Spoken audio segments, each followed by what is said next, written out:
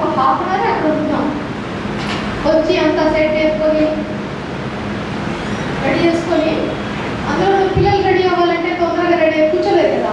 వాళ్ళు కూర్చొని నిల్చొని మళ్ళీ కూర్చొని మళ్ళీ లేచేసరికి సగం టైం దానికి వెళ్ళిపోతుంది. సో మొత్తానికి అరగంట. ఈ అరగంటలో ఒక సాంగ్ నేర్చుకుంటారు, యాక్షన్ నేర్చుకుంటున్నారు, స్టోరీ నేర్చుకుంటారు, యాక్టివిటీ కూడా నేర్చుకుంటున్నారు. మరి మనమే నేర్చుకుంటున్నాం. మన గంట సమయం, వాక్యమే గంట. టోటల్గా టైము 10:30 మొదలు పెట్టుకొని 1:30 వరకు. పిల్లలు కూడా అరగంటే. మామూలుగా అయితే పిల్లలకి నేర్చుకునే తత్వం ఎక్కువ. ఎందుకు అంటే వాళ్ళ మైండ్ అంతా ఫ్రీగా ఉంటుంది. మైండ్ అంతా కూడా ఖాళీగా ఉంటుంది, ఫ్రీగా ఉంటుంది. ఏ బాధలు, వాళ్ళకి ఏం బాధలు ఉన్నాయి, ఉన్న బాధల్లో ఒకటే, చదవాలి, హోంవర్క్ చేయాలి, ఎగ్జామ్ రాయాలి. ఈ బాధ తప్ప వేరే బాధలే లేవు.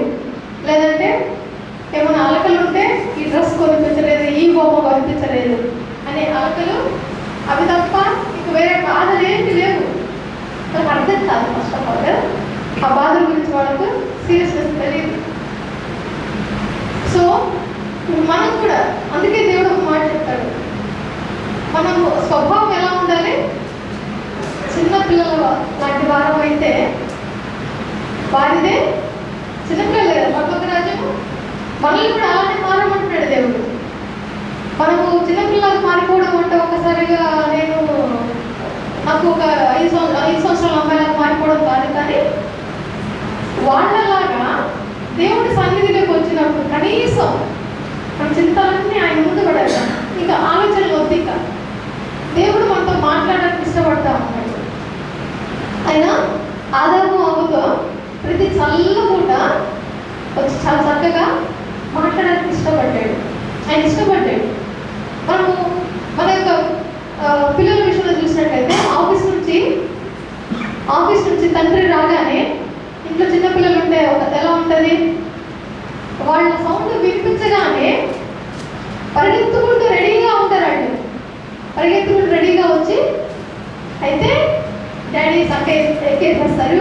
మంచి డాడీ కూడా ఎత్తుకుంటాడు. తర్వాత పొడిలో కూర్చోబెట్టుకొని చక్కగా ఇక పిల్లలు చెప్పే ముచ్చట్లు చాలా ఉంటాయి. మమ్మీ మీద కంప్లైంట్లు కానివ్వండి, లేదంటే ఇంకేమన్నా చూస్తే ఇంకేమన్నా కానీ చాలా ఉంటాయి కదా. అలాగే డాడీ కోసం ఎన్నెన్ని ముచ్చట్లు దాచిపెట్టుకుని ఉంటారో ఉదయం నుంచి కదా. అవన్నీ డాడీస్కి ఫాదర్స్కి బాగా ఎక్స్పీరియన్స్. మమ్మీలు ఎప్పుడు ఎదురుగానే ఉంటారు కాబట్టి మమ్మీలు వాళ్ళకి కొంచెం రాక్షసులే. అంటే పుట్టప్పుడు గుర్తుకొస్తారు. వాళ్ళకి పుట్టప్పుడు మాత్రమే మమ్మీ కావాలి, మిగతా టైం అంతా కూడా డాడీ. ఆఫీస్ నుంచి వచ్చే టైం మనం గమనించుకుంటే సేమ్ ఏ పాపం ఎరుగని టైంలో చిన్న పిల్లల వంటి స్వభావం కలిగిన సమయంలో ఆదాము అవ్వ వాళ్ళ ఎక్కువ ముచ్చటించాలని దేవుడు చల్లకుండా వాళ్ళ దగ్గరికి వచ్చేవాడు, మంచిగా మాట్లాడేవాడు, హ్యాపీగా ఇష్టపడ్డాడు. అయితే ఏం జరిగిందయ్యా అంటే వాళ్ళు ఆయన ఏదైతే చెప్పాడో ఆ మాటను విన్నారు, కానీ అతిక్రమించారు. అతిక్రమించడం వల్ల ఏం జరిగింది, పాపం వచ్చింది. ఆ పాపం వల్ల అనేకమైనటువంటి బాధలు కదా. మనం వచ్చింది ఓకే, ఇంకా బాధలు వచ్చాయి, కష్టాలు వచ్చాయి కదా. దానితో మనకు సామాన్య స్వభావం వచ్చేస్తుంది. దానివల్ల మనకు ఇతరులను దూషించే వాళ్ళలాగా అయిపోయాము, ఇతరులు బాధ పెట్టే వాళ్ళలాగా అయిపోయాము. ఇలాంటివన్నీ మనకు వచ్చేస్తాయి కదా. కానీ దేవుడు ఏం కోరుకుంటా ఉన్నాడంటే వాటి నుంచి కనీసం మనము ప్రయత్నించాలి, వాటిని తీసివేసుకోవడానికి మనలో నుంచి ప్రయత్నించాలి. ఇప్పుడు అవి జరగాలంటే మనం ఎందుకు ప్రయత్నించాలి? ఒట్టిగా ఉన్నటువంటి ఆ బాణను, రాతి బాణను అక్కడ ఏం జరిగింది అసలు? దేవుడు నీళ్ళు పోయిలా ఉన్నటువంటి సేవకులు చెప్తే ఇప్పుడేం జరిగింది?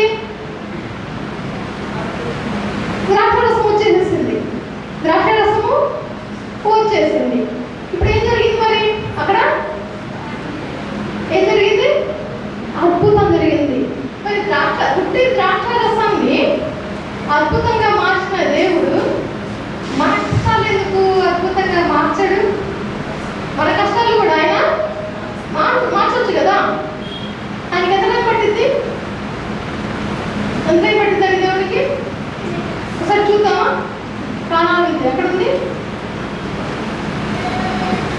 యోహాను సువార్త 2వ అధ్యాయం ఒకసారి చదువుతామా? జాగ్రత్తగా వినండి. మనము మన జీవన శైలిలో, మన అనుదిన జీవన శైలిలో మనము ఎక్కువగా కోరుకునేది ఏంటంటే అద్భుతాలు, ఆశ్చర్య క్రియలు, సూచక క్రియలు కదా. వాక్యం చదువుతాం, ప్రార్థనలు చేస్తాము. అయితే దేవుడు అద్భుతం చేస్తే బాగుండు, దేవుడు అద్భుతం చేస్తే బాగుండు అని చెప్పేసి మనం ఎక్కువగా కోరుకుంటాము. ఒకసారి ఇక్కడ ఏం జరిగింది అనేది ఒకసారి చూద్దాము. మనము దేనికి ప్రాముఖ్యత ఇవ్వాలి? ఈ యొక్క ఇక్కడ జరిగినటువంటి ఈ యొక్క యోహాను సువార్త 2వ అధ్యాయంలో జరిగినటువంటి సంఘటనలో అద్భుతాన్ని చేసింది ఎవరు? చూద్దాం. 2వ వచనం యోహాను సువార్త 3వ దినమున గలిలయలోని కానా అను ఊరిలో ఒక వివాహము జరిగేను. యేసు తల్లి అక్కడ ఉండెను. యేసును ఆయన శిష్యులను ఆ వివాహమునకు పిలువబడి, యేసును ఆయన శిష్యులను ఆ వివాహమునకు పిలువబడి, ద్రాక్షారసము అయిపోయినప్పుడు యేసు తల్లి వారికి ద్రాక్షారసము లేదని ఆయనతో చెప్పగా, యేసు ఆమెతో, అమ్మా, నాతో నీకేమి పని? నా సమయం ఎక్కడో రాలేదు అని. ఆయన తల్లి పరిచారకులను చూచి, ఆయన మీతో చెప్పునది చేయుడని. యూదుల శుద్ధీకరణ ఆచారము ప్రకారము 2-3 తూకులు పట్టు 6 రాతి బాణలు అక్కడ ఉంచబడి ఉండెను. యేసు ఆ బాణలు నీళ్లతో నింపుడి అని వారితో చెప్పగా, వారు వాటిని అంచుల మట్టుకును నింపేది. అప్పుడు ఆయన వారితో, మీరు ఇప్పుడు ఉంచి విందు ప్రధాని యొక్కకు తీసుకొని పోండని చెప్పగా, వారు తీసుకొని పోయిరి. ఆ ద్రాక్షారసము ఎక్కడ నుండి వచ్చెనో ఆ నీళ్లు రుచి తీసుకొని పోయిన పరిచారకులకే తెలిసిందని, కానీ విందు ప్రధానికి తెలియకపోయింది. కనుక ద్రాక్షారసము అయిన ఆ నీళ్లు రుచి చూసినప్పుడు ఆ విందు ప్రధాని పెండ్లి కుమారుని పిలిచి, ప్రతి వాడును మొదట మంచి ద్రాక్షారసము పోసి జనులు మత్తుగా ఉన్నప్పుడు జబ్బు రసము పోయిను. నీవైతే ఇది వరకు మంచి ద్రాక్షారసమును ఉంచుకొని ఉన్నావని అతనితో చెప్పాను. గలిలయలోని కానాలో యేసు ఈ మొదటి సూచక క్రియను చేసి తన మహిమను బయలుపరిచెను. అందువల్ల ఆయన శిష్యులు ఆయన యందు విశ్వాసం ఉంచిరి. ఇక్కడ ఎవరు చేశారంటే సూచక్రియ? యేసు ప్రభు చేశాడు. ఏంటి ఆ సూచక్రియ? వాటిని వైన్గా మార్చడం, నీళ్లను ద్రాక్షారసంగా మార్చడం. ఎందుకు? దీనివల్ల ఏం జరిగింది? అక్కడ కింద మనం చూసినట్లయితే ఆయన శిష్యులు ఆయన యందు విశ్వాసం ఉంచారు. ఇది ఒకటి జరిగింది. దాని పైన మనం ఇంకోటి చూస్తే, యేసు ఈ మొదటి సూచక క్రియను చేసి తన మహిమను బయలుపరచబడింది. అలాగే శిష్యుల యొక్క విశ్వాసం కూడా వాడు కూడా విశ్వసించారు. విశ్వాసం కొరకు దేవుడి ఈ సూచక్రియను జరిగించాడు. ఇంకొకటి, అక్కడ అక్రత కూడా ఉంది. అక్కడ ఏంటంటే అక్కడ అక్రత ఉంది. అవసరం ఉంది కదా, అవసరం లేకుండా అద్భుతాలు వద్దు. అవసరం కాబట్టి అద్భుతము అక్కడ జరగవలసి వచ్చింది. ఇప్పుడు ఎందుకు మనం చూసినట్లయితే నీళ్లతో నింపాల్సిన అవసరం ఏముంది? డైరెక్ట్గానే దేవుడు చేయగలరు కదా, కానీ నీళ్లతో నింపమంటారు. అక్కడ పరిచారకులు ఎవరైతే ఉన్నారో వాళ్ళ విశ్వాసం కూడా పెరిగింది అక్కడ. వాళ్ళు ఏం చేశారు వాళ్ళు తెలుసారు. ఇక్కడ ఒక వాక్యం చెప్తుంది, ఈ ద్రాక్షారసం ఎక్కడి నుంచి వచ్చిందో ఆ పరిచారకులకు తప్ప విందు ప్రధానికి తెలియదు. ఇప్పుడు వాళ్ళు తాగి విందు ప్రధానం తాగి శబాష్ బాగుంది అన్నప్పుడు ఈ పరిచారకుల యొక్క లోపల వాళ్ళ ఫీలింగ్ ఏమై ఉండొచ్చు, ఆనందం పొంగి పడుతుంది. అది షాక్లో ఉంటాడు. ఫస్ట్ ఆఫ్ ఆల్ మీరు తాగింది ద్రాక్షారసం కాదు, నీళ్ళు కదా, కానీ అది ద్రాక్షారసంగా మార్చాడు దేవుడు. ఈ సీక్రెట్ ఎవరు తెలుసు? అపరిచారకులకే తెలుసు, యేసు ప్రభువుకు తెలుసు, అలాగే మరి ఎప్పుడు తెలుసు కదా, మిగతా ఎవరు తెలియదు. ఇప్పుడు అక్కడ ఖాళీగా ఇందా మీరు చూస్తే ఖాళీ బాటిల్ మీకు చూపించాం. నేను చెప్పేంత వరకు మీకు తెలియదు, దాంట్లో నేను కెమికల్ వేశాను. మీకు తెలియదు కదండి. ఎంతమంది తెలుసా ఆ యొక్క సీక్రెట్? ఎంతమంది తెలుసు? వీళ్ళు ఎంతమంది తెలుసు అండి ఆ సీక్రెట్? ఓకే, నా సిస్టర్ తెలుసు. ఇంకా ఎవరికి తెలియదా? అప్పుడు మీకు ఎలా ఉంటుంది, ఎలా జరిగింది? ఇవన్నీ మనం రెగ్యులర్గా చూస్తూ ఉంటాం కాబట్టి ఇప్పుడు పెద్ద షాక్ అవ్వకపోవచ్చు, కానీ కానీ ఎలా జరిగింది అనేది ఉంటుంది కదా. ఎలా జరిగింది అనేది ఉంటుంది. పిల్లలకైతే ఫస్ట్ వాళ్ళకి ఇంకా ఎక్కువగా షాక్లో ఉంటారు వాళ్ళు. అయితే ఇప్పుడు ఖాళీగా ఉన్నదాన్ని దేవుడు నీళ్ళతో నింపడం వల్ల అక్కడ ఉన్నటువంటి పరిచారకుల విశ్వాసం కూడా వాళ్ళకు కూడా విశ్వాసము వచ్చింది. ఏం జరిగింది అనేది వాళ్ళకు తెలిసింది. అంటే ఇప్పుడు వాళ్ళు ఈ విశ్వాసం ఎవరి మీద వచ్చింది? వాళ్ళకి ప్రభు మీద వచ్చింది. దానికన్నా ముందు యేసు ప్రభు తల్లి ఎంటర్ అవుతా ఉంది కదా. దానికన్నా ముందు యేసు ప్రభు తల్లి ఎంటర్ అయ్యి ఆమె ఏం చెప్తుంది? నాకు తెలిసి వీళ్ళు యేసు ప్రభుకు రిలేటివ్స్ అనుకుంటా. ఈ పిల్లలు పడ్డారు లేదంటే అందులో రిలేటివ్స్ అనుకుంటున్నాను. ఇక్కడ ఏం జరిగింది అంటే అయిపోయింది. ఈ విషయం ఎవరికి తెలిసింది? ఫస్ట్ అన్ని విషయాలు ఎవరికి తెలుస్తాయంటే లేడీస్కి తెలుస్తాయి. ఇలాంటి విషయాలన్నీ లేడీస్కే తెలుస్తాయి కదా. అక్కడ విందుకు సంబంధించినటువంటి ద్రాక్షారసం అయిపోయిన వెంటనే మరియమ్మ ఇప్పుడు దాకా మరియమ్మ ముందే తెలుసు, యేసు ప్రభు కడుపులో పడక ముందే తెలుసు ఏమని, దేవుడి కుమారుని కనబోతున్న విషయం. తన కనేది ఎవరిని? దేవుడి కుమారుని, ఆయన దేవుడు అన్న విషయం తెలుసు. కాబట్టి బహుశా ఇప్పుడు కూడా నీ ఎదురు చూస్తూ ఉందేమో. ఇప్పుడు ఒక్క సూచక క్రియ కూడా చేయాల. ఎన్ని సంవత్సరాలు? 30 సంవత్సరాలు అయింది. ఈ 30 సంవత్సరాల్లో ఎన్నిసార్లు వెయిట్ చేసిందేమో. చిన్నప్పటి నుంచి బహుశా చిన్నపిల్లడుగా ఉన్నప్పుడు కూడా స్నానం చేయకుండా చేయించకుండా నీళ్ళు డైరెక్ట్ వచ్చి పడిపోతే ఇవన్నీ నేను నార్మల్ చెప్తున్నానండి, ఇవన్నీ నిజాలు కాదు, నేను మీకు అర్థం అవడం కోసం మాత్రమే. అలా ఇక్కడ పడిపోవాల్సి వచ్చినప్పుడు పడిపోకుండా తక్కువ మళ్ళా నిలబడి లేదా గాయమైనప్పుడు రక్తం రాకుండా ఇలాంటివన్నీ బహుశా మానవులు లేదండి. మరియ కూడా మానవ మాత్రం రాలే. మరియ దేవత కాదు, దేవతగా పూజిస్తూ ఉన్నారు, కానీ మరియ దేవత కాదు కదా, మానవ మాత్రాలు. కాబట్టి బహుశా అనుకోని ఎన్నిసార్లు వెయిట్ చేసుకుంటుందో, అరే ఇప్పుడు చేస్తాడా అని చెప్పేసి ఎన్నిసార్లు అనుకొని అరే అవలేదనుకుంటూ ఉంటుందేమో కదా. అయినా మళ్ళా ఆయన సమయం కోసం ఎదురు చూస్తూనే ఉంటుంటుంది. ఇప్పుడు చాలా పెద్ద సమయం వచ్చింది. ఇప్పుడైనా అనుకుంటుంటుంది టక్కున పరిగెత్తుకుంటూ వెళ్ళి యేసు దగ్గరికి వచ్చి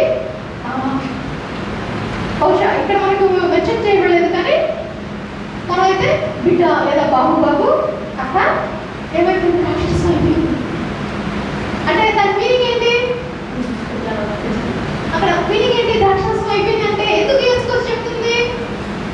ఆయన చేయగలడు కాబట్టి వెళ్ళి చెప్తుంది. ఇప్పుడు ఇక్కడ మనకి ఏం రసం ఇవ్వబడింది? ఇప్పుడు నిమ్మరసం ఇవ్వబడింది. ఇప్పుడు నిమ్మరసం సగంగా అయిపోతే ఎవరి వైపు చూస్తాం మనం? చూస్తామండి? చెప్పలేదండి పాస్టర్ గారు. సో ఇప్పుడు పాస్టర్ గారు అంటే మీకు కలిపి పిండి ఇచ్చింది సింక్ అయింది, సింక్ అవుతుంది. కానీ కష్టపడేది ఎవరండి? పిల్లలు. కానీ మనం ఎవరి వైపు చూస్తా ఉన్నాము? మనం ఆధారమైన వాటి వైపు చూస్తా ఉన్నాము. సో ఇప్పుడు మరి ఆధారం తెలుసు కాబట్టి యేసు ప్రభు దగ్గరికి వచ్చి ఇంకెవరు చేయలేరు, ఇంకెవరు చేయలేరు. కాబట్టి ఇంకా మరియు కూడా మంచి సమయం, అమ్మయ్య ఎప్పుడైనా చూడొచ్చు అంటుందేమో, వచ్చేసేసి అక్షరస్వం అయిపోయింది.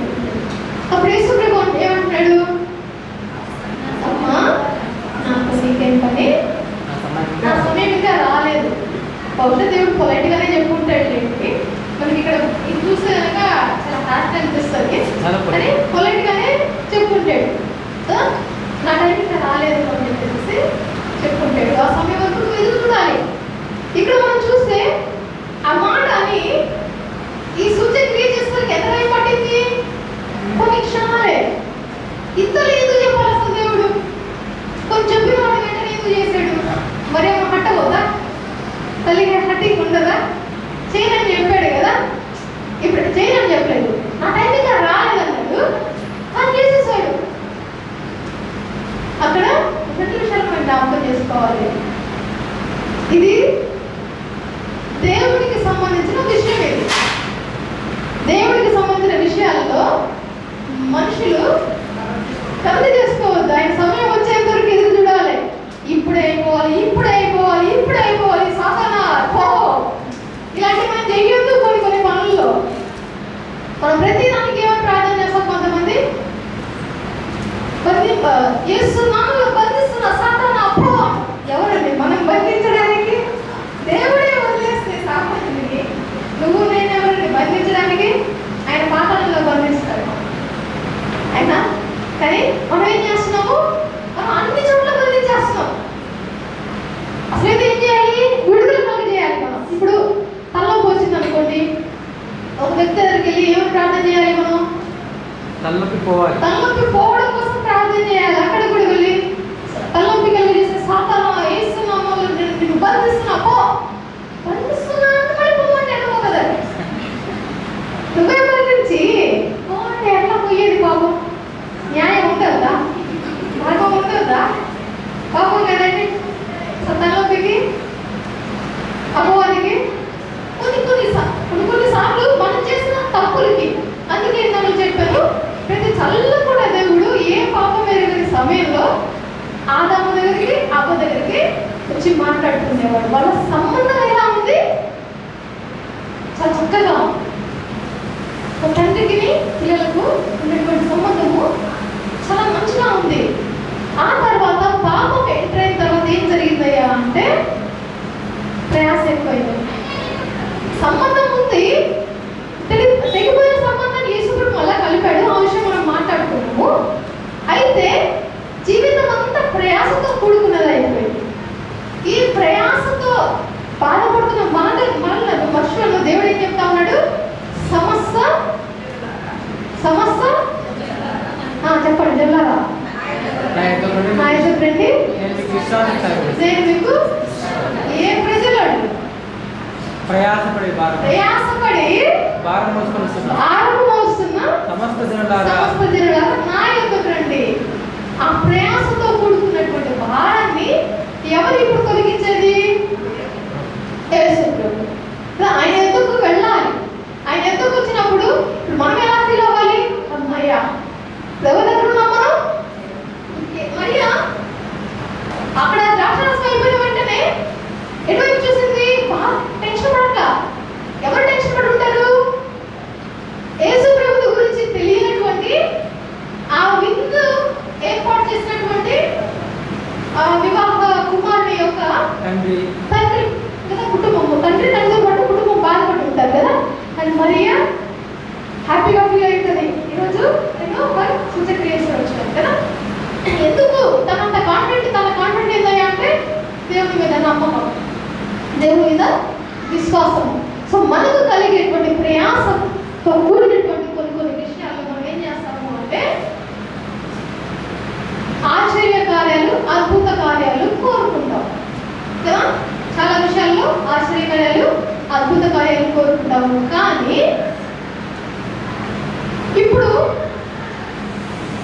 మనం అంతకన్నా శ్రేష్టమైనది ఇంకొకటి ఏంటయ్యా అంటే, అంతకన్నా శ్రేష్టమైనది ఇంకొకటి ఏంటి? ఆశ్చర్య కార్యాలు, అద్భుత కార్యాల కన్నా శ్రేష్టమైనది ఏంటంటే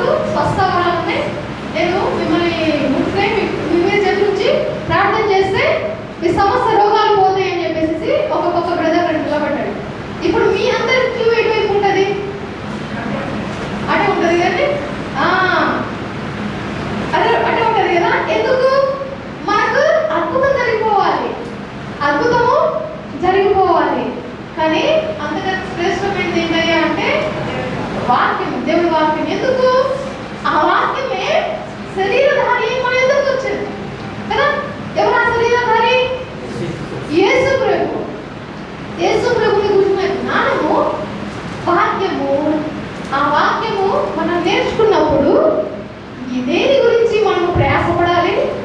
ఇక్కడ ఈ ప్రయాస అంటే మనము తొందరపడదు, దేన్ని ఇష్టపడాలి, దేనికోసము మనము ఏది నేర్చుకోవడం కోసము ఏది ఏది ఉత్తమమో మనం సెలెక్ట్ చేసుకోవడము తెలియాలి. ఇక్కడ అది తెలుసుకోవాలి.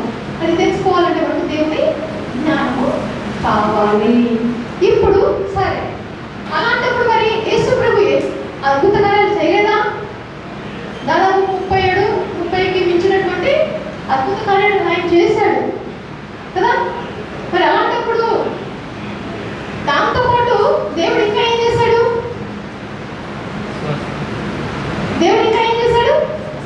అద్భుత కార్యాలతో పాటు ఇంకా ఏం చేశాడు? గట్టి చెప్పాలంటే ఏం చేశాడు?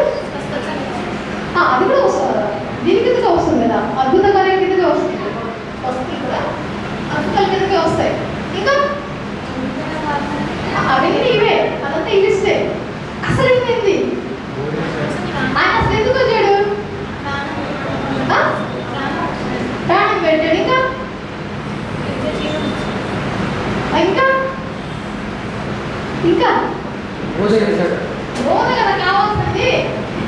బోధ ఆయన వెళ్ళిపోతూ ఆయన ఈ లోపల పునరుద్ధరణ వెళ్ళిపోయే ముందు కూడా ఏం చెప్పాడు? సర్వలోకానికి వెళ్ళి సర్వ సృష్టికి సువార్తను ప్రకటించుడు, అలాగే శిష్యులను తయారు చేయండి, బాప్తిస్మాలు ఇవ్వడం. దీని మీద ధ్యాస ఉంచాలి. అయితే ఈ అద్భుతాలు వద్దాక కావాలి ఖచ్చితంగా. ఇప్పుడు అక్కడ ఏమైంది? ద్రాక్షారసం అయిపోయింది. మనం ఇప్పుడు మన పెళ్లిళ్ళలో బిర్యానీ అయిపోయింది అనుకోండి, ఎట్లా ఉంటుంది పరిస్థితి? పందిరి పీకేసి ఇంటికి వెళ్ళిపోతారు కదా. నిజంగా జరుగుతున్నాయి చాలా చోట్ల. బిర్యానీలో ముక్క రాలేదని చేయడానికి విరగొట్టడము, ఫంక్షన్ హాల్ పెళ్లిళ్ళు ఆడిపోతున్నాయండి. తెలంగాణ గొడవలండి ఇది నేనంటే ఒక తెలంగాణ గొడవలని మ్యాక్సిమం లెగ్ పీస్ దగ్గరే ఉంటాయంట. కాబట్టి నిజమే అన్నమాట, వాస్తవమే, కొంతవరకు అది వాస్తవమే. సో ఇప్పుడు అక్కడ ఎందుకు ఇక్కడ బిర్యానీ అయిపోతే అంత లొల్లి ఎందుకు చేస్తున్నారయ్యా అంటే అది ఇంపార్టెంట్. కాబట్టి ఇక్కడ ఇశ్రాయేల్ ప్రాంతాల్లో వాళ్ళు రెగ్యులర్గా తీసుకున్నటువంటి ఫుడ్ బ్రెడ్, ద్రాక్షారసం. నిజంగా పిల్లల చేత మరి చెప్పిన మాటకు రండి, వాళ్ళకి అర్థం అవ్వాలని. వైన్ అనగానే మనం అందరూ ఏమనుకుంటారు? బయట మామూలుగా అయితే అందరికీ తెలిసినటువంటి విషయం ఏంటంటే క్రైస్తవులు వైన్ తాగుతారు, అంటే ఆల్కహాల్ తీసుకుంటారు వైన్కి. అందుకే వాళ్ళకి అర్థం అవడం కోసం చెప్పాను. 2 టైప్స్ ఉంటుంది. ఒకటి ఆరోగ్యకరమైనది, ఇంకొకటి హానికరమైనది. హానికరమైనది పులుపు ఎక్కువ ఉంటుంది. పులుపు ఎక్కినది తాగిన వాడు మత్తులో తూలుతూ ఉంటాడు. ఆరోగ్యకరమైనది ఆరోగ్యానికి మంచిది. అదే మనము ప్రభు బలలో కూడా వాడుతూ ఉన్నాము. ఈ విషయం తెలియాలి. దాంట్లో ఈ యొక్క ఇశ్రాయేల్ ప్రాంతంలో వాళ్ళ ప్రధాన పంట ఏంటి అంటే ద్రాక్ష తోట. అలాగే ప్రధాన ఫుడ్ ఏంటి? మనము రైస్ తింటాము. అమెరికా వాళ్ళు ఏం తింటారు? బర్గర్లు తింటారు. వాళ్ళకి ఎంత బిర్యానీ పెట్టేసి తింటే వాళ్ళ పరిస్థితి ఎలా ఉంటుంది? దారుణంగా ఉంటుంది. రోజంతా బాత్రూంలోనే ఉంటారు వాళ్ళు. వాళ్ళకి ఏంటి అంటే బర్గర్లు కావాలి. అది మళ్ళీ వాళ్ళకి అది స్పైసీగా ఉండకూడదు. మనము బర్గర్లు ఇప్పుడు ఆర్డర్ పెట్టేసి తింటాం, కానీ రోజు తినగలమా? మన వల్ల ఈ రొట్టె ముక్కలు ఎవరు హాస్పిటల్లో ఉన్న వాళ్ళు తినేయండి. రొట్టె ముక్కలు మాకు ఇచ్చారు ఏంటంటారు కదా. వాళ్ళు రిచ్గా ఉండడం కోసం, స్టేటస్ కోసం తింటాము. ఆర్డర్ పెట్టుకొని తినగలము, లేదా అప్పుడప్పుడు కొంచెం టేస్ట్ కోసం తింటాం, కానీ రెగ్యులర్గా మనం తినగలమా? మనం తినలేము.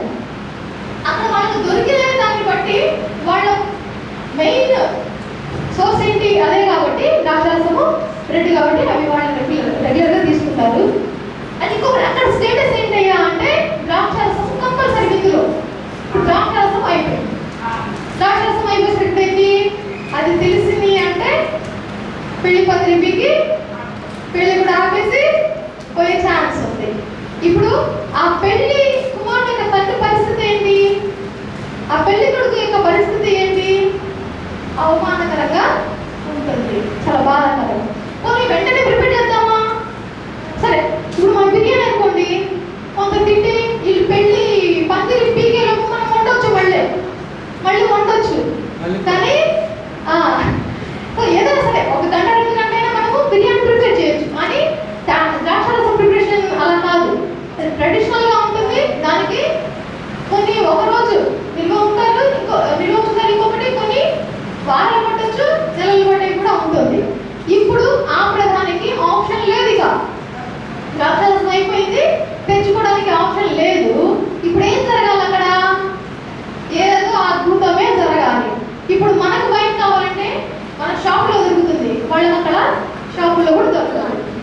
ఏం జరగాలయ్యా అంటే అద్భుతమే జరగాలి, ఇంకా వేరే ఆప్షనే లేదు. కాబట్టి దేవుడు ఆ అద్భుతాన్ని చేశాడు. అలాగే అనేకమైనటువంటి మొండి రోగాలు ఏవైతే ఉన్నాయో, మొండి జబ్బులు ఏవైతే ఉన్నాయో, అది హిస్టరీలో మెడికల్ ఫీల్డ్లో కూడా అది క్యూర్ అవ్వని కొన్ని రోగాలు ఉన్నాయి. వాటిని క్యూర్ చేయాలి అంటే ఏం జరగాలి? వైద్యం పనికిరాదు. అప్పుడు ఏం జరగాలి? మిరాకిలే జరగాలి. మనం జాగ్రత్తగా పరిశీలిస్తే యేసు ప్రభు చేసిన ప్రతి మిరాకిల్ కూడా ఇలాంటిదే. మనం 12 సంవత్సరాల రక్తస్రావం కలిగిన స్త్రీని మనం చూస్తే ఆమె తనకున్నదంతా కూడా పోగొట్టుకుంది దేంట్లో? వైద్యానికి. కానీ తనకేమీ తగ్గలేదు. ఈ పరిస్థితుల్లో ఆమెకి ఏం కావాలి? అద్భుతమే జరగాలి. ఆమె రోగం పోవాలంటే అద్భుతమే జరగాలి. చేయాల్సిన ప్రయత్నాలన్నీ చేసేసింది, కానీ ఇప్పుడు ఏంటి అవ్వట్లేదు అంటే అద్భుతమే జరగాలి. ఇంకా చనిపోయిన వాళ్ళ విషయంలో ఇంకేం చేస్తాం మరి? ఇంకా అద్భుతంగా ఇంకేముంది కదా? యేసు ప్రభు చేసిన ప్రతి అద్భుతం మనం గమనిస్తే దాని వెనుక అది తప్ప వేరే ఆప్షన్ లేదు. అక్కడ అది జరగాల్సిందే, అద్భుతమే జరగాలి అక్కడ. కాబట్టి చేసాడు.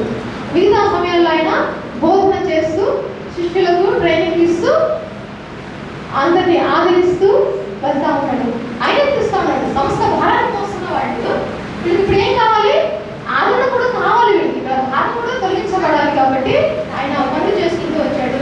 ఇప్పుడు మన ఫోకస్ మెయిన్ ఏంటయ్యా అంటే, ఇప్పుడు ఇక్కడ ద్రాక్షారసం అయిపోయింది. అందులో ఏంటంటే మనం ఏమైనా ప్రార్థన చేయాలి. ఇప్పుడు అక్కడ దేవుడు ద్రాక్షారసం చేశాడు కదా అని మనం కూడా ఇలా బాణలు పెట్టేసేసి ప్రార్థన చేసి వేస్తున్నాము, ప్రార్థన చేస్తున్నాం. ఖాళీకుండా ద్రాక్షారసంతో నింపబడు అని మనం ప్రార్థన చేయొచ్చా? చేయొచ్చండి? చేయొచ్చా? చెప్పాలండి. చేయొచ్చా? ఎందుకు? అప్పుడు దేవుడు చేశాడు కదా, మనం ఎందుకు చేయకూడదు? లేదండి, మనకు కూడా ఇచ్చాడు దేవుడు ఆ కృప. ఆయన బ్రతుకున్నప్పుడు ఆయన 100% మనిషే. తర్వాత చూస్తే మనకు పేతురు చేశాడు, అలాగే పౌలు చేశాడు. అనేక అద్భుత వాళ్ళని పుట్టితేనే, వాళ్ళ నీడ పడితేనే స్వస్థత అనేది జరిగాయి. మనుషులు చేయగలండి యేసునామంలో, మనవల్ల కాదు. యేసునామంలో దేవుడు చెప్పాడు, మీరు నాకంటే గొప్ప కార్యాలు చేస్తారు. మీరు నమ్మి జరిగిస్తే, నాకన్నా గొప్ప కార్యాలు చేస్తారు విశ్వసిస్తే. మేము చేయగలమండి. కానీ అవసరమా అనేది మనం గమనించుకోవాలి. ఇక్కడ మనకు కావాల్సింది నీళ్లు ద్రాక్షరసంగా మారడం కాదు. మనము బయటికి వెళ్తే మనకు దొరుకుతాయి. మనకు ఇప్పుడు బిర్యానీ అంటే బిర్యానీ అయిపోతే మళ్ళీ మనం వండుకోగలం. కానీ మళ్ళీ అలా కాకుండా వచ్చేసి ఖాళీ కుండల దగ్గరికి వెళ్ళి బిర్యానీ రైస్ పోసేసి నీళ్లు పోసేసి బిర్యానీ అయిపో అనొద్దు. మనము అలా అనడానికి లేదు. అది మూఢత్వము, జ్ఞానం లేని తత్వము. దేవుడు మనకు సమస్తమైన ఏమిచ్చాడు? జ్ఞానము ఇచ్చాడు. ఆ జ్ఞానంతో ఎంత టెక్నాలజీ పెరిగిందండి, ఎంత టెక్నాలజీ పెరిగింది. అయినా ఎందుకు స్వస్థత వైపు చూస్తా ఉన్నాము? ప్రార్థనలో శక్తి ఉంది. యేసు మాట పలికితే ప్రతి అవసరంగా తీరిపోతుంది, ప్రతి అద్భుతం జరిగింది. ఆ యేసు ప్రభే చెప్పాడు, మీరు నాకంటే గొప్ప పనులు చేస్తాడని. మరి విశ్వాసం ఎక్కడా? మన విశ్వాసం ఎక్కడా? మనము ప్రార్థిస్తే అవసరమైతే అద్భుతంగా జరుగుతుంది అక్కడ. ఇప్పుడు మనకి ఎవరైనా ఒక బాలిని వాళ్ళు ఎవరైనా వచ్చేసేసి మన ముందు కూర్చుంటే వాళ్ళని మనం స్వస్థపరచగలమా? మనం పరచలేము. కానీ మన ప్రార్థన స్వస్థపరుస్తుంది. అయితే విశ్వసించాలి. అయితే ఇంకొక విషయం కూడా గమనించాలి. దీన్ని ఈ టైంలో ఎలా ఉన్నా ఇప్పుడు ఈ ద్రాక్షరసము ఎలాగైతే చేయబడిందో అలాగనే చేయాలా, లేదా ప్రార్థన ద్వారా ఇంకొక విధంగా మనము చేయాలా? మనము యాకోబు పత్రికలో చూసుకున్నట్లయితే అక్కడ ఏమంటుందంటే పెద్ద వీరు ఎవరైనా రోగి అయి ఉన్నాడా ఈ సంఘ పెద్దలను పిలిపించుకొని నూనె రాసి ప్రార్థన చేయమని. ఇది చక్కగా వాక్యాలు తెలుస్తుంది. మరి ఎవరైనా చేశారా ఆ పని? ఎవరైనా రోగి దగ్గరికి వెళ్ళి బాలని వాళ్ళ దగ్గరికి వెళ్ళి ఈ పని చేశారా? పోనీ సంఘ పెద్దల లిస్టులో పాస్టర్ గారు కూడా ఉంటారండి. సంఘ కాబట్టి కూడా సంఘ పెద్దల లిస్టులో ఉంటారు. ఎవరైనా ఇళ్లకు పిలిపించుకున్నారా? మీకు బాగాలేనప్పుడు పిలిపించుకున్నారా? మరి మీరు సంఘంగా ఎలా పిలువబడతా ఉన్నారు? మరి మీరే చెప్పండి. ఇప్పుడు ఈ సంఘంలో చేర్చబడిన వారి సంఘ సభ్యులేనా?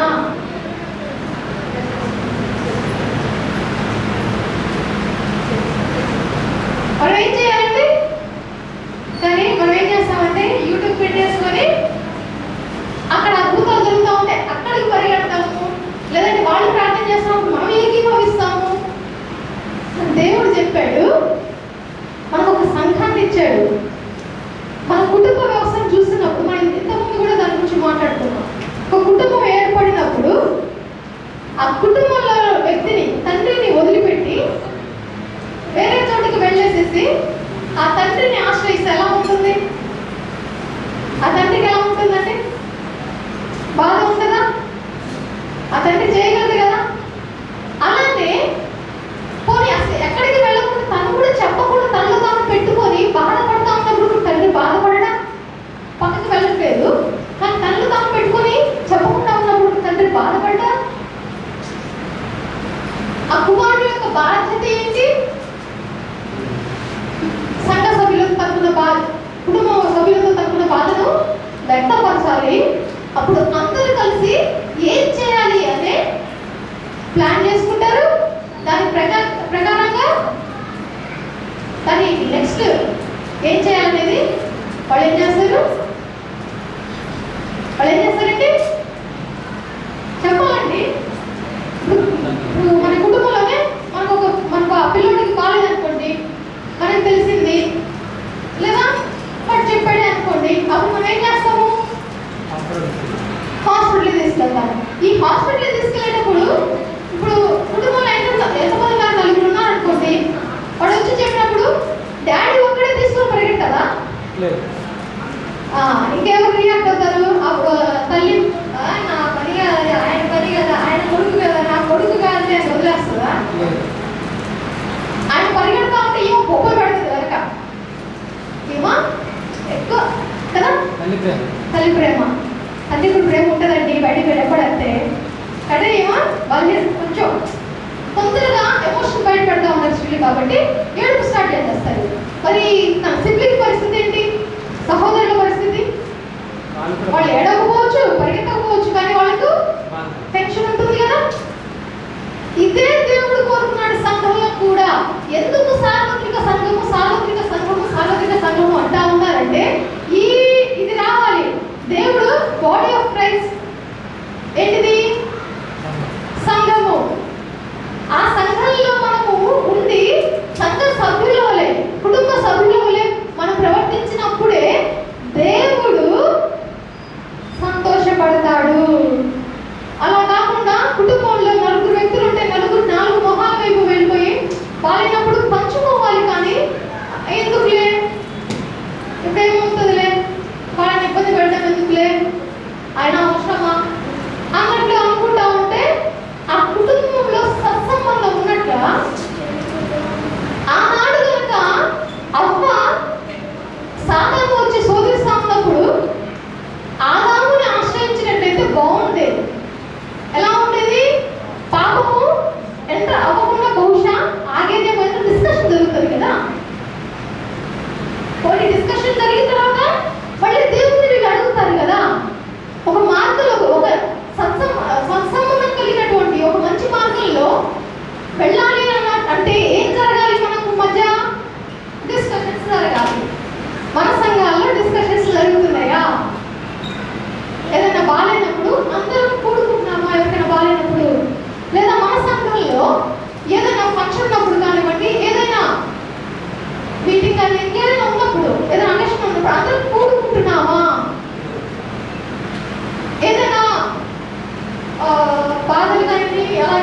కష్టాలు వచ్చినప్పుడు అందరం కలిసి దాని గురించి డిస్కస్ చేస్తున్నామా? మరి ఎలా సంఘంలో మాట్లాడతామండి? ఇప్పటి వరకు సంఘస్థులకు ఎటువంటి ప్రాబ్లం లేదండి. దేవుడు నామకి మహిమ కలుగును గాక. ఈ మాట పాస్టర్ గారు మిమ్మల్ని చాలా చక్కగా వెనకేసుకుంటూ వస్తా ఉన్నారు. అంటే మిమ్మల్ని చెడగొట్టేది మీ తండ్రి, మిమ్మల్ని చెడగొట్టేది మీ తండ్రి. ఈ మాట ఎందుకు చెప్పాల్సి వస్తుందంటే, సంఘం అనేది సార్వత్రిక సంఘంగా ఎత్తబడవలసిన సమయంలో మనము సిద్ధపడి ఉంటామంటే ఇదేనండి. మనకి ఏదో చేయాల్సిన అవసరంలా. దేవుడు కోరుకుంటుంది ఒక హెల్దీ కుటుంబాన్ని.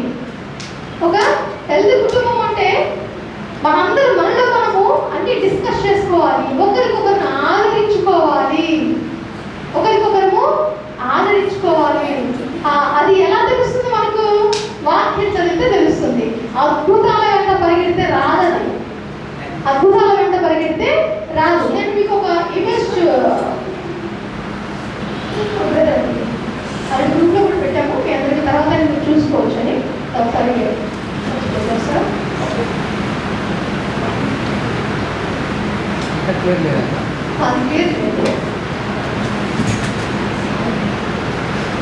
ల్యాప్టాప్ లేకపోవడంగా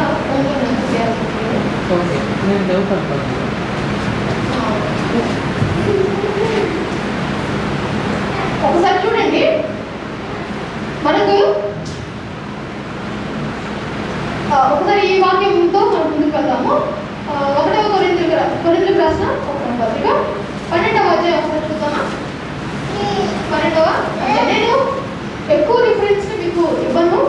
ఎందుకు అంటే నేను అనుకుంటున్నాను మీకు వాక్యం బాగా తెలుస్తుంది. సంఘం మీరు ఇప్పుడే కట్టబడిన సంఘం కాదు, ఎప్పుడో కట్టబడిన సంఘము. వాక్యం తెలుసు. ఎక్కువ రిఫరెన్స్ నేను ఇవ్వడం వల్ల సమయం బాగుంటుంది నాకు. అందుకని నేను ఎక్కువ రిఫరెన్స్ ఇవ్వట్లేదు. వాక్యము ఒక్కరికన్నా అవ్వకుండా పరిశీలించుకోవాల్సిన బాధ్యత మీదే. వాక్యము నా సొంత జ్ఞానాన్ని వాడకుండా వక్రీకరించకుండా వెళ్తుందా లేదా అని పరిశీలించిన బాధ్యత మీరు. 1వ కొరింథీయులకు రాసిన పత్రిక 12వ అధ్యాయంలో చూసినట్లయితే 12 ఫస్ట్ నుంచి చదివితే, మరియు సహోదరులారా, చక్కగా వినండి, జాగ్రత్తగా వినండి. మరియు సహోదరులారా, ఆత్మ సంబంధమైన వరములను గురించి మీకు తెలియకుండా నాకు ఇష్టము లేదు. ఏంటంటే ఆత్మ సంబంధమైన వరములను గురించి. ఏంటయ్యా ఆ వరములు అంటే, ఇంకా మన ముందు అయితే మీరు అన్యజనులై ఉన్నప్పుడు మూగ విగ్రహములను ఆరాధించుటకు ఎటు పడిన అటు నడిపింపబడింది అని మీకు తెలియను. ఇందుచేత దేవుని ఆత్మ వలన మాట్లాడు వాడెవడును యేసు శాపగ్రస్తుడని చెప్పడనియు, పరిశుద్ధాత్మ వలన తప్ప ఎవడును యేసే ప్రభువు అని చెప్పలేడని నేను మీకు తెలియపరుస్తాను. కృపావరములు నానా విధములుగా ఉన్నవి, కానీ ఆత్మ ఒక్కడే.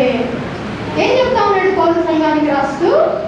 ఆత్మ సంబంధమైన వరములు మీకు తెలియకుండా ఉండటం నాకు ఇష్టం లేదు. అంటే వాడి గురించి తెలియాలి అని చెప్తా ఉన్నాడు. నేను మనం అనేకమైన వింటా వస్తా ఉన్నాము, ఇది అవసరం లేదు, ఇది అవసరం లేదు. అవసరం లేదు అంటే అసలు వద్దని కాదు. అక్కడ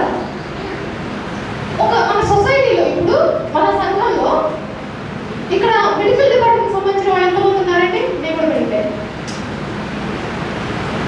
మెడికల్ డిపార్ట్మెంట్ సంబంధించిన వాళ్ళు ఎంతమంది ఉన్నారు? నాకు తెలిసి సాక్షి డిపార్ట్మెంట్ సరిగ్గా కూడా మెడికల్ డిపార్ట్మెంట్. ఇంకా అక్కడ సాక్షాత్ ద్వారా నాకు అర్థమైంది. ఓకే, లాయర్స్ ఎవరైనా ఉన్నారా? లా టీచర్స్ ఎవరైనా ఉన్నారా? Thank you brother.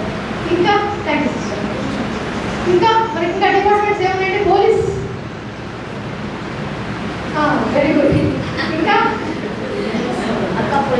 సరే, ఇంకా ఇప్పుడు మనలో డిఫరెంట్ డిపార్ట్మెంట్ వాళ్ళు ఉన్నారండి ఇక్కడ. కానీ అందరూ ఒక్కసారిగా స్పందిస్తామా? ఇప్పుడు నేను స్పందిస్తా ఉన్నాను. నాకు ఇప్పుడు వాక్యం చెప్పే వాడు ఉంది, నేను ఇక్కడ స్పందిస్తా ఉన్నాను, వాక్యం బోధిస్తా ఉన్నాను. ఇప్పుడు నేను పడిపోయాను అనుకోండి, నాకు కొంచెం ఉదయం నుంచి మాట్లాడుతూ ఉంది చక్కెర నుంచి పడిపోయాను అనుకోండి. ఇప్పుడు ఎవరు స్పందించాలి? పాస్టర్ గారు వచ్చి వెంటనే అద్భుతాలు మనకి తొందరగా అవసరం కదా, ఎక్కువగా దంజోలు పోతాం కాబట్టి వచ్చి చక్కెర కలుగు చేసిన సాతాన పో అని చెప్పి నన్ను లేపాలా? డాక్టర్ గారు రావాలా? డాక్టర్ గారు రావాలంటే మరి డాక్టర్ ఉండాలి కదా, లేదా మెడికల్ డిపార్ట్మెంట్ సంబంధించిన ఎవరో ఒకరు ఉండాలి కదా. మరి లేకుండా యాడ్స్ వస్తారు, ఫోన్ చేస్తే రావాలి వాడు మన వాళ్ళు బయట వాడు కదా.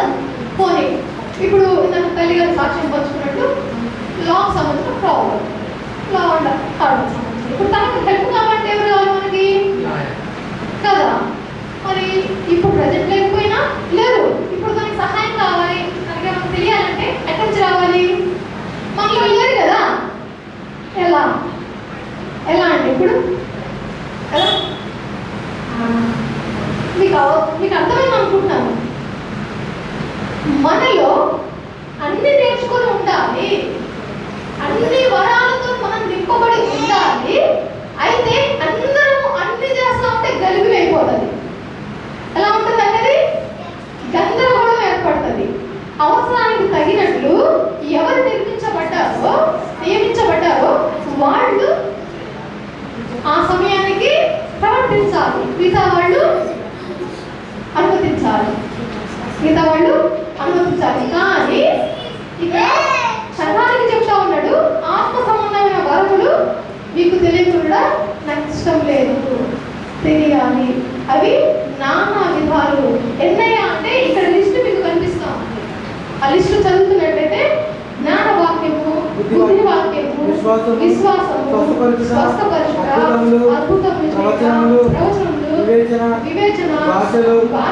భాషలకు అర్థం చెప్పడము, అపోస్తలులు, ప్రవక్తలు, ఉపదేశాలు, అద్భుతాలు, స్వస్థత, మళ్ళా ఉపకారములు, తర్వాత పరిపాలన, అలాగే ఉపకారము, దాంట్లో అన్ని కొన్ని మళ్ళీ వస్తాయి. బోధించుట, హెచ్చరించుట, ఇచ్చుట, పై విచారణ, దయాకార్యాలు, సువార్తికులు, కాపరులు, బోధకులు, సువార్త పరిపాలన. ఎన్ని ఉన్నాయండి? అసలు ఇన్ని రకాలు ఉన్నాయని తెలుసా?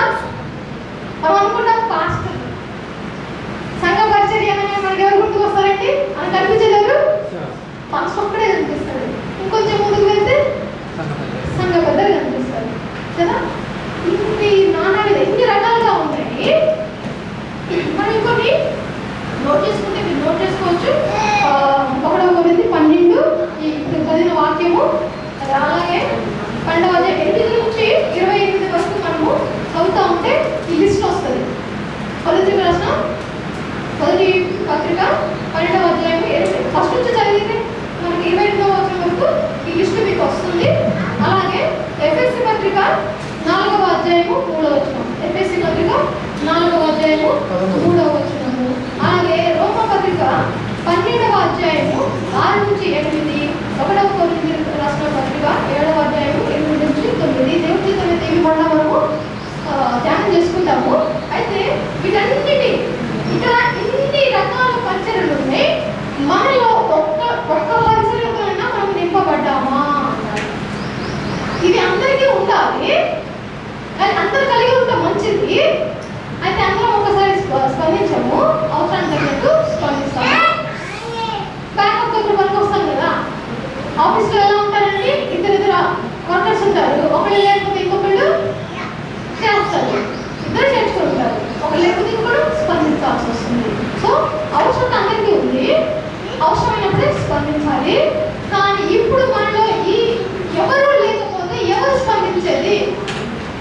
ఎవరు స్పందించాలి?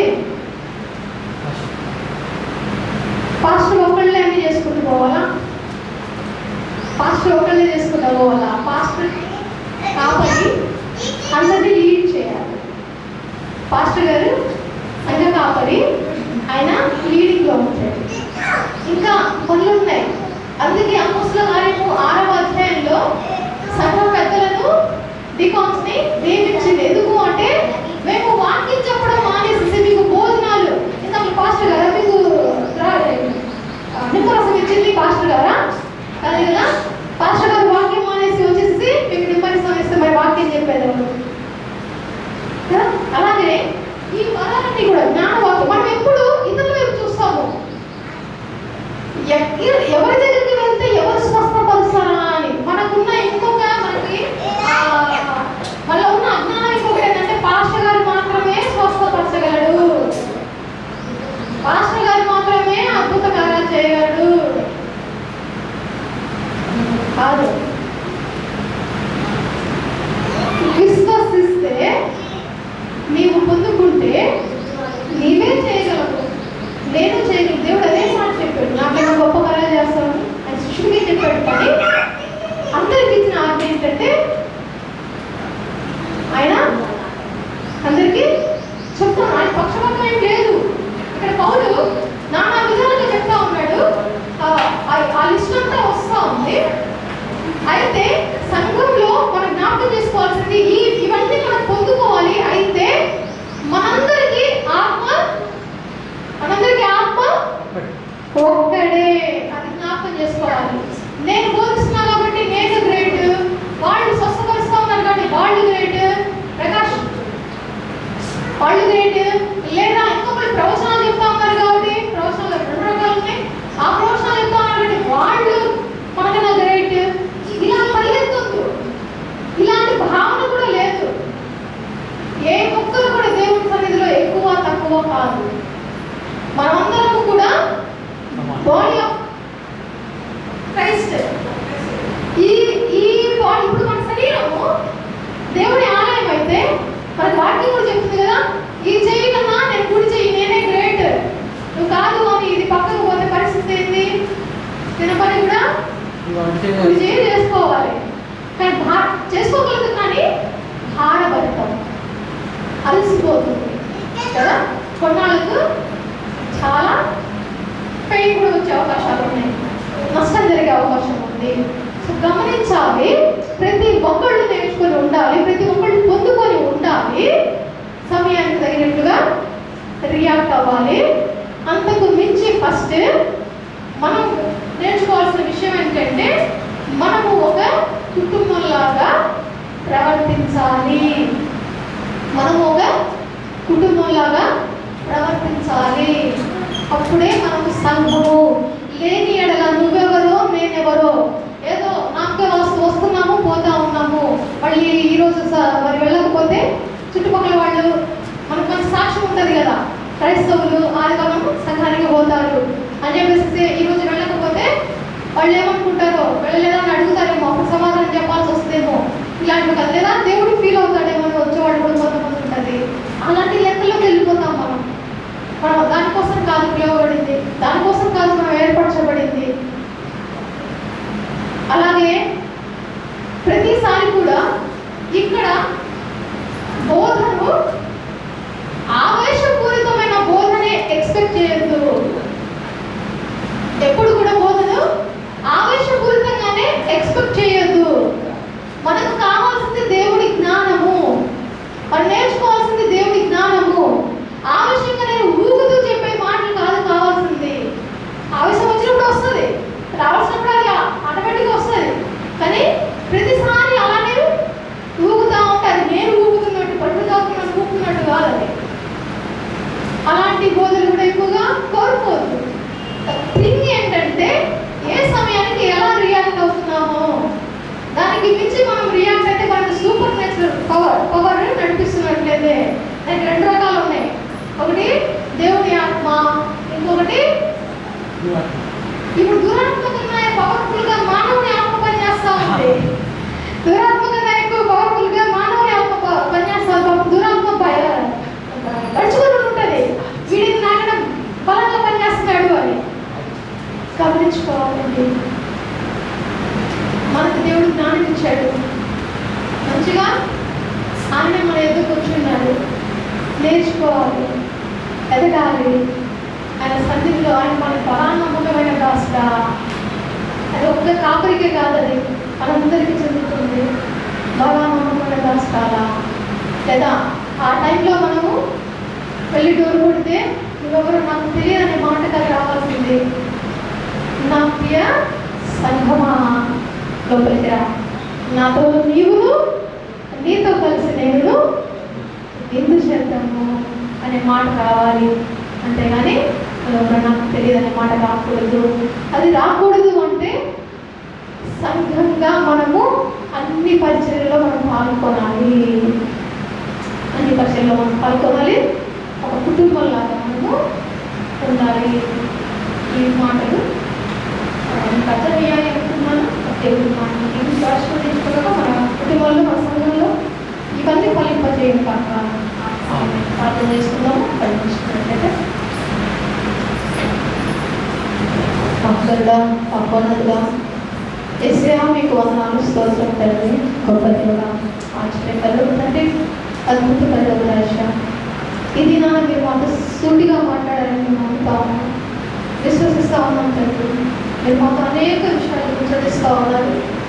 మీ జ్ఞానం మాకు నేర్పించడానికి ఇష్టపడతా ఉన్నారు రాజా. మీరు మాతో మాట్లాడుతూ ఉన్నప్పుడు మా హృదయాన్ని మీకు సమర్పించుకుంటూ సహాయం చేయండి. మమ్మల్ని మేము తగ్గించుకుంటూ మీ పాదాల చెట్టు తండ్రి మా జ్ఞానాన్ని వదిలేసి ఆత్మ దేవుడా మీ సహాయం కోరుకుంటూ మీ జ్ఞానం కోరుతాయి దేవా. ఆసక్తి కలిగి కృష్ణ కలిగి ఉండే వాళ్ళకు మాకు సహాయం చేయమని వేడుకుంటా ఉన్నాం రాజా.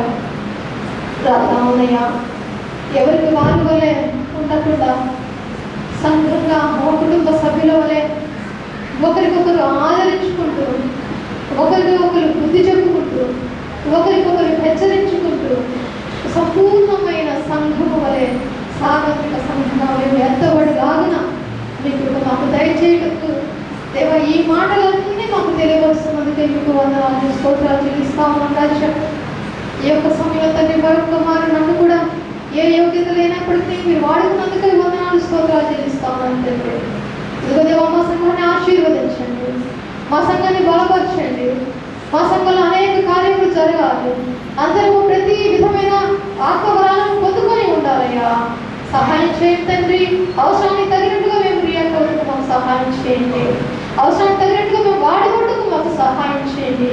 అవసరం వచ్చినప్పుడు ఖాళీగా ఉండకుండా, ఖాళీకుండే వాళ్ళే పనికి రాకుండా వల్ల మేము ఉండకుండా మాకు సహాయం చేయండి రాజా. మీకు అవసరం ఉన్నప్పుడు మేము వాడబడకపోతే ఏమి ప్రయోజనం రాజా. సహాయం చేయండి తండ్రి. ఈ విషయాలన్నీ మేము నేర్చుకుంటూ సహాయం చేయండి రాజా. ఎవరి కొరకు ఎదురు చూడకుండా నాకెందుకే, నాకు ఆ జ్ఞానం లేదులే, నాకు అది రాదులే అనే వాళ్ళ కాకుండా జ్ఞానము మీ యొక్క నుంచి మాకు వస్తుందని అడిగితే మీరు ఇస్తారన్న మాటలు కూడా మీరు మాకు తెలియపరిచారు. ఆ విధంగా మీ యొక్క సన్నిధిలో జ్ఞానాన్ని మేము అడిగి పొందుకొని దేవా సంఘ పరిచర్యలో ముందుకు వెళ్ళే వాళ్ళ ముందులాగున, సంఘ అభివృద్ధికి పాటుపడే వాళ్ళ ముందులాగున మీ కృప మాకు తోడుగా ఉంచమని, మీ కృప మా మీద చూపించమని, మీ ఆత్మ నడిపింపుతో మమ్మల్ని అందరినీ కూడా నడిపించమని రాజా. మీరు కోరుకున్న విధంగా మా సంఘం ముందులాగున మీ సన్నిధిలో నిత్యము మేము చిగురించులాగున, ఫలవంతంగా ఉండులాగున కృపాక్షేమమును మా వెంట ఉంచమని నజరేయుడైన యేసుక్రీస్తు నామమున ప్రార్థించి